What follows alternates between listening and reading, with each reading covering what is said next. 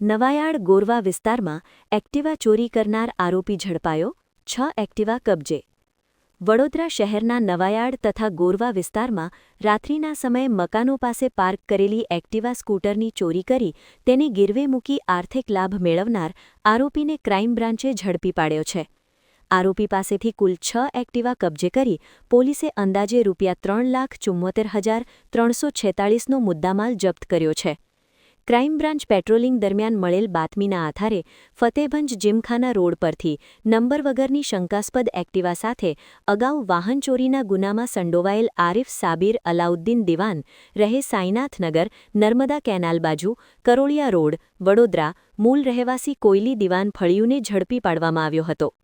આરોપી પાસે મળી આવેલી હોન્ડા એક્ટિવાની માલિકી અંગે કોઈ આધાર પુરાવા ન મળતા વાહન કબજે લેવામાં આવ્યું હતું.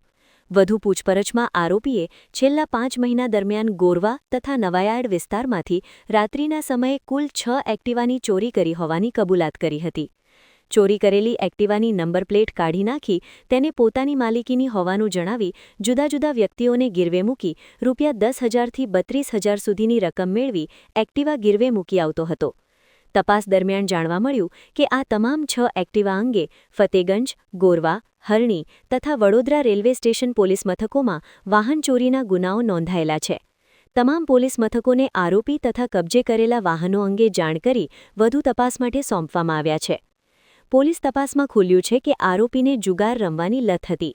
જુગારમાં નાણાં હાર્યા બાદ દેવું વધતા તેણે ઝડપથી રૂપિયા મેળવવા માટે મોપેડના લોક ડુપ્લિકેટ ચાવી વડે ખોલી એક્ટિવાની ચોરી કરવાની ગુનાહિત પ્રવૃત્તિ શરૂ કરી હતી.